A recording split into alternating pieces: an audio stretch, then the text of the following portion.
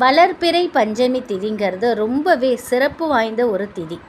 இந்த திதி வரும் நாளில் வராகி அம்மன்ட்ட நம்ம எதை கேட்டாலும் அவங்க வாரி வழங்குவாங்க. இந்த தினத்தில் வராகி அம்மனை நினைத்து சுபகாரிய பேச்சுகளை ஆரம்பித்தா அந்த சுபகாரிய பேச்சுகள் வெற்றிகரமாக முடியும். ரொம்ப ரொம்ப சிறப்பு வாய்ந்த வளர்பிறை பஞ்சமி திதியில் நம்ம செய்யக்கூடிய ஒரு எளிமையான ஒரு பரிகாரத்தை தான் இந்த பதிவில் நம்ம பார்க்க போகிறோம். முதல்ல பஞ்சமி திதி எப்போ ஆரம்பிக்குது, தேதி நேரத்தை நம்ம பார்த்துடலாம்.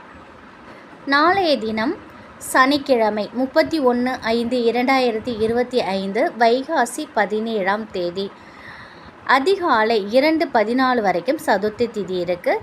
அதுக்கப்புறம் பார்த்திங்கன்னா பஞ்சமி திதி ஆரம்பிக்குது. பஞ்சமி திதி எப்போ முடியுது அப்படிங்கிறத பார்த்திங்கன்னா 1/6/2025 வைகாசி 18ஆம் தேதி ஞாயிற்றுக்கிழமை அதிகாலை 1:27 1:27 வரைக்கும் பஞ்சமி திதியானது இருக்குது.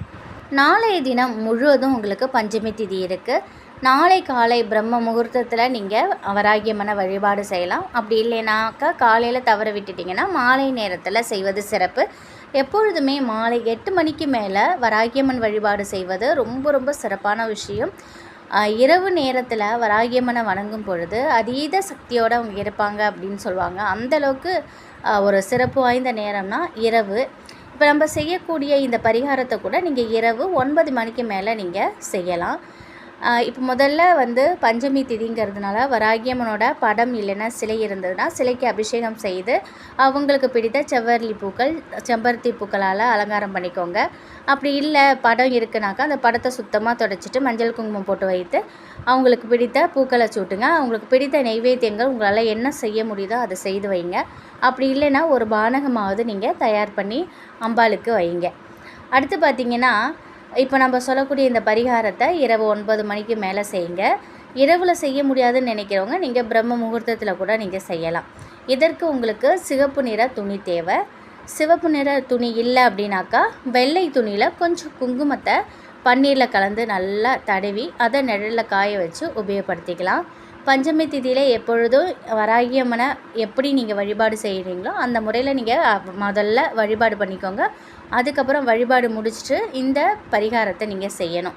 நீங்கள் எடுத்து வச்சுருக்கக்கூடிய அந்த சிவப்பு துணியில் ஒரு 5 ரூபா காசு, 2 நல்ல ஏலக்காய், அதாவது அந்த ஏலக்காயில் விதைகள் வெளியில் வராத முழு ஏலக்காயாக 2 ஏலக்காய், ஒரு துண்டு பச்சை கற்பூரம், இதை 3த்தையும் சேர்த்து ஒரு 5 முடிச்சுகள் போடுங்க.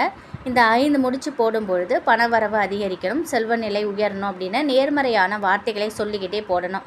இப்படி போட்டு முடித்ததுக்கப்புறம் இந்த முடிச்சா தரையில் வைக்காமல் உங்கள் இடது கையில் வச்சுக்கோங்க. இந்த முடிச்சுக்கு வலது கை மோதிர விரலால் சந்தனம் குங்குமம் வைக்கணும். அதுக்கப்புறம் இதுக்கு சாம்பிராணி தூபம் போடுங்க. சாம்பிராணி தூபத்தில் இந்த முடிச்சை நல்லா காட்டணும். இந்த முடிச்சை உங்களுடைய இடது கையில் வச்சுக்கிட்டு கற்பூர தூபம்லாம் காட்டிடுங்க.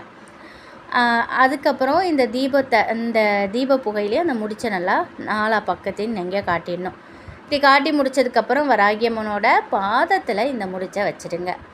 வீட்டில் அம்மனோட சிலையோ படமோ இல்லை அப்படின்னா அம்மனை நினைத்து ஒரு தீபம் ஏற்றி வச்சுருக்கோம்ல அந்த தீபத்திற்கு முன்னாடி இதை வச்சிடணும். வெறும் தரையில் வைக்க வேணாம். ஒரு சின்ன தாம்பழத்தட்டை வச்சு அதற்கு மேலே இந்த முடிச்சை நீங்கள் வைக்கலாம். வழிபாடு அனைத்தும் முடித்ததுக்கப்புறம் தீபதூபம், அதாவது இந்த கற்பூரம் முழுவதுமாக எரிஞ்சதுக்கப்புறம் விளக்கு நம்ம குளிர வைக்கணும்ல, அப்போ இந்த முடிச்சை எடுத்து நீங்கள் எந்த இடத்துல பணம் வச்சு புழங்குறீங்களோ, பணம் எந்த இடத்துல வைத்து நீங்கள் யூஸ் பண்ணிகிட்ருக்கீங்களோ அந்த இடத்துல நீங்கள் வச்சிடணும். இது 1 மாதம் வரைக்கும் அப்படியே இருக்கட்டும். அடுத்த வளர்பிறை பஞ்சமி வரும்பொழுது இதில் இருக்கக்கூடிய காசை எடுத்து நீங்கள் சுப செலவுக்கு பயன்படுத்திக்கலாம். ஏலக்காயை கால்படாத இடத்துல போட்டுருங்க. மறுபடியும் புதுசாக இதே போல் ஒரு முடிச்சு தயார் பண்ணி வைங்க. இந்த எளிமையான பணவரவை அதிகரிக்கக்கூடிய பரிகாரத்தை வளர்பிறை பஞ்சமி தினத்தில் வராகியம்மனை நினைத்து முழு மனதோடு செய்கிறவங்களுக்கு கண்டிப்பான முறையில் வராகியம்மனோட அருளால் பண வரவு அதிகரிக்கும், செல்வ செழிப்பு உண்டாகும். நாளைய தினம் வளர்பிறை பஞ்சமியில் இந்த ஒரு வழிபாட்டை செய்ய தவறாதீங்க. அடுத்து பார்த்திங்கன்னா நாளைய தினம் சனிக்கிழமைங்கிறதுனால இந்த ஒரு தீபத்தை நீங்கள் ஏற்றி பாருங்கள். நீங்கள் எதிர்பார்க்காத அளவுக்கு நன்மைகள் உங்களை சேரும். கடன் தீர்க்கக்கூடிய அரச இலை தீபம். பொதுவாகவே அரச மரத்தில் மும்மூர்த்திகளும் இருக்காங்க அப்படிங்கிறது நமக்கு தெரியும். இந்த மரத்தின் இலைகளை நம்ம நினைக்கும் பொழுதெல்லாம் தொடக்கூடாது, பறிக்கக்கூடாது. சனிக்கிழமையில் மட்டும்தான் நம்ம தொடணும். அதே மாதிரி சனிக்கிழமையில் மட்டும்தான் மரத்தின் இலைகளை நம்ம கையால் பறிக்கணுமே தவிர மற்ற நாட்களில் பறிக்கவே கூடாது.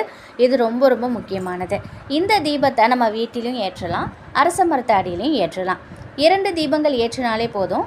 அரச மர இலையை சனிக்கிழமை அன்றைக்கி தான் பறிக்கணும். பறித்த அந்த இலையை தண்ணீர் ஊற்றி நல்லா சுத்தம் செஞ்சுக்கோங்க. அந்த இலைக்கு 4 புறமும் சந்தன குங்குமம் போட்டு வச்சுக்கோங்க. வீட்டில் ஏற்ற போகிறீங்க அப்படின்னா ஒரு தாம்பாளத்தை வச்சு அதற்கு மேலே இந்த இலையை வச்சு அதற்கு மேலே அகல் விளக்கு வைத்து நீங்கள் இதில் இலுப்ப எண்ணெய் கிடைச்சது அப்படின்னா அந்த எண்ணெய் ஊற்றி பச்சை நிறத்தில் நீங்கள் தீபம் ஏற்றுவது ரொம்ப ரொம்ப சிறப்பானது. உங்களால் முடிந்தால் நீங்கள் இந்த இலுப்ப எண்ணெய் ஊற்றி பச்சை நிறத்தில் திரி போட்டு ஏற்றுங்க. இல்லைனா மஞ்சள் திரியை போட்டு கூட நீங்கள் ஏற்றலாம். ஆனால் கூடுமான வரைக்கும் பச்சை நிறத்தில் திரியை நீங்கள் யூஸ் பண்ணலாம். கோவிலில் ஏற்றுவதா இருந்தால் தாம்பாளத்தை தவிர்த்துடுங்க. வீட்டில் செய்யக்கூடிய இதே இப்போ நம்ம சொன்ன வழிமுறைகளை பின்பற்றி நீங்கள் தீபம் ஏற்றலாம். தொடர்ந்து 16 வாரங்கள் சனிக்கிழமை தோறும் நம்ம இந்த தீபத்தை ஏற்றி வழிபட்டோம் அப்படின்னா நம்ம வாழ்க்கையில் இருக்கக்கூடிய பண ரீதியான அனைத்து விதமான பிரச்சனைகளும் தீரும், கடன் அடையும், நமக்கு வரவேண்டிய பணமும் வந்து சேரும். பணம் ரீதியான பிரச்சனைகள் தீர்ந்தாலே நம்ம வாழ்க்கையில் பலவிதமான நன்மைகள் நமக்கு ஏற்படும். அதனால் நாளைய தினம் சனிக்கிழமை, நாளைய தினம் இந்த ஒரு தீபத்தை நீங்கள் ஏற்றுங்க. நிச்சயமாக நீங்கள் எதிர்பார்க்காத நன்மைகள் உங்கள் வாழ்க்கையில் நடக்கும். குறிப்பாக குழந்தை பாக்கியம் இல்லாதவங்க அரச மரத்தை காலையில் சுற்றி வரும்பொழுது அவங்களுக்கு குழந்தை பாக்கியம் கிடைக்கிது அப்படிங்கிறது ஆன்மீக ரீதியாக ஒரு கருத்து. இது மருத்துவ ரீதியாகவும் நிரூபிக்கப்பட்ட ஒரு விஷயம். அதனால் குழந்தை பாக்கியத்துக்காக ஏங்குறவங்க நாளைய தினம் மறக்காமல் நீங்கள் இந்த ஒரு வழிபாடை செய்து பாருங்கள். அரச மரத்தை சுற்றி நீங்கள் உங்கள் குலதெய்வத்தையும் வராகி அம்மாவையும் மனதார வேண்டிக்கிட்டு நீங்கள் இதை செய்யுங்க. கண்டிப்பாக நல்லது நடக்கும். நாளைய தினம் சனிக்கிழமைங்கிறதுனால அம்மாவுக்கு நெய்வேத்தியமாக நீங்கள் எள் கலந்த சாதம் கூட பானகத்தோடு நீங்கள் நெய்வேத்தியம் வைக்கலாம்.